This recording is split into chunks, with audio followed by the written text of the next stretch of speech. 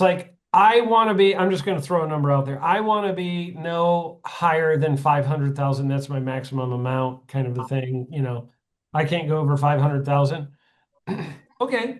Um, well, the home that you just described, and then they described to you a home that you know is 700,000, right?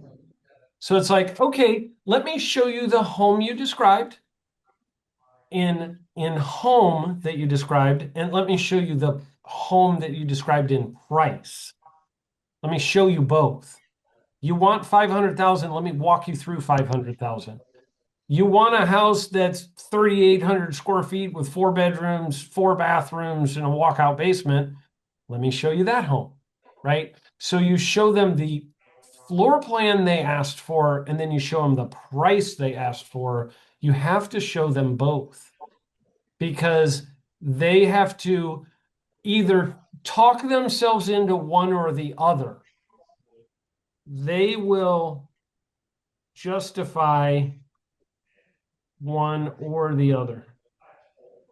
They will either justify going up in price, like they'll go home and convince themselves, well, the one we saw that really had all the stuff we wanted, I guess we're going to have to change our budget. What could we do to change our budget, honey? Could we, get rid of that, this, that, or the other? And they start thinking about ways they can save money because you showed them it's, $250 a month difference. They start figuring out, how can I save $250 a month, right?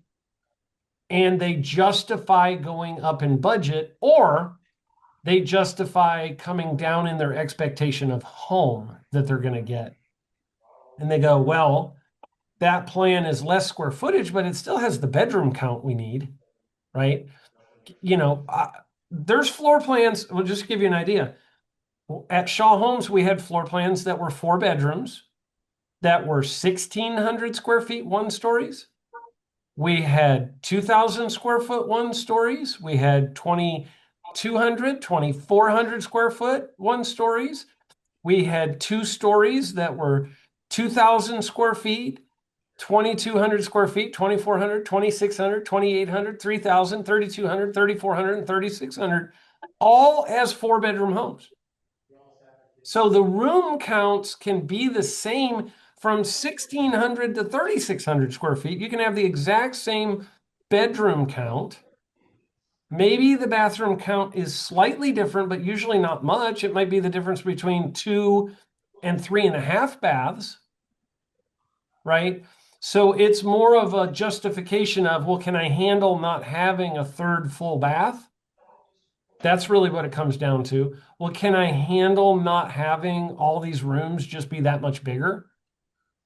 Do I need to have a living room on the first floor and a great room on the second floor? Right? So it becomes a like justification, whether we're justifying price or whether we're justifying the square footage of the layout of the home. You have to show them both to try and give them the opportunity to justify one or the other. If they're I just totally agree. I price, totally agree. thanks, Steve. If they're justifying price, then we have 4 bedroom plans at 1,600 square foot all the way up to 3,600 square feet.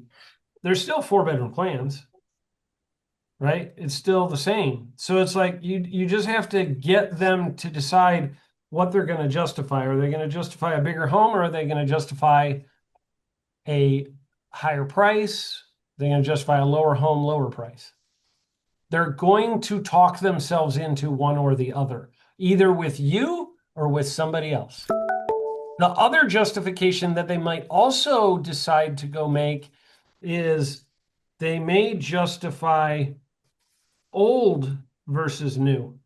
They may go into that justification. They might be like, well, I really want the square footage, therefore I'm willing to take a house built in 1986 or 2000 or 2010. If I take a 3,200 square foot 4 bedroom home built today, it might be 800,000. Built 10 years ago might be 7. Built 10 years before that might be 6 or 650. Built 10 years before that, right? If I go all the way back to 1977, I might be able to find one that's, 500, 450. But am I okay with wood paneling? Am I okay with avocado green appliances and burgundy shag carpeting? And probably not the best insulation. Yeah, and really terrible energy features. I mean, the justification happens, they start to give in an area. So all you're saying is, well, why don't you just give on payment? Instead of giving all the other stuff, instead of having the old house with the paneling and the location you don't want, how about you just figure out a way to do $250 a month more or whatever the number is? So if I can like get them into another plan, obviously that's desirable. But would you recommend I just say I try the Owen first and have a backup plan for them? Or I guess What? we're not quite, we haven't been told no yet, but Mike's not sure if the next one will be. So Right. that's where I'm not quite sure how to. Yeah. I would let them know that you are possibly down to the last Owen that can be built in the neighborhood. Because there's only so many times you can build it. And I've got some other plans that I'd like to show you as well. And let's take a look at those. And then I would walk them through anything you can, and I would virtual tour them anything you can, and I would show them pictures and floor plans of anything you can if you have to. Okay. And I would just move in that direction. I understand that people buy what they see in the model because they saw it, right? And it's a blessing and a curse a little bit, because it's like you get too many of them.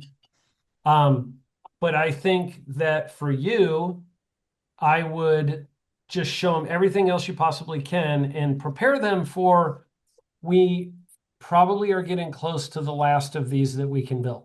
So Yeah. let's look The at some one other couple things. wants the Harrison. Their budget is the Owen.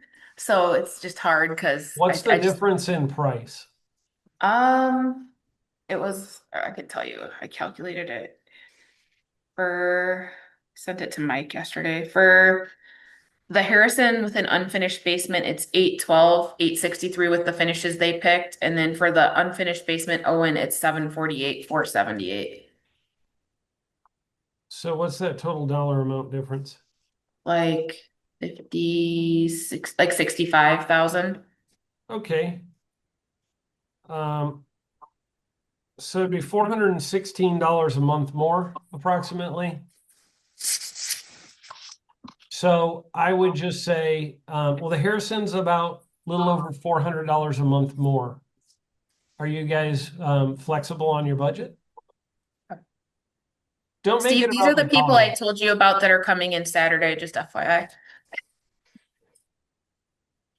Yeah. Okay. Steve, I are you think there? I think sometimes people think you're going to upsell them, so they undercut their budget, like what they really can afford, Yeah. and 100%. they're like, "Yeah, we want to stay at 2,500," and then you're like, "On what house? That's not happening." Um, so I wouldn't. There's a way to say it that's going to be a way, and there's a way to say it that's better. And the way to say it, in my opinion, that's better is just be nonchalant about it. Yeah, that's only like probably 416 bucks more a month. So, and it's getting the house you want. Instead of saying, well, I mean, if you want to get that one, it's going to be $400 Right. more a month. And I don't know if you can afford that because you told me that your budget was 3,000 and that puts it, So if you are, hey, get the house you want, no big deal. It's another $400 and move on down the road. And that's a much better presentation than the other way. So just assume that they have the money. You know what I mean? Don't in your brain think I've got to go present this to them and it's going to cost them more, because any person that goes to any builder at any house at that price with that down payment, that's what their payment's going to be. So it's not anything like special.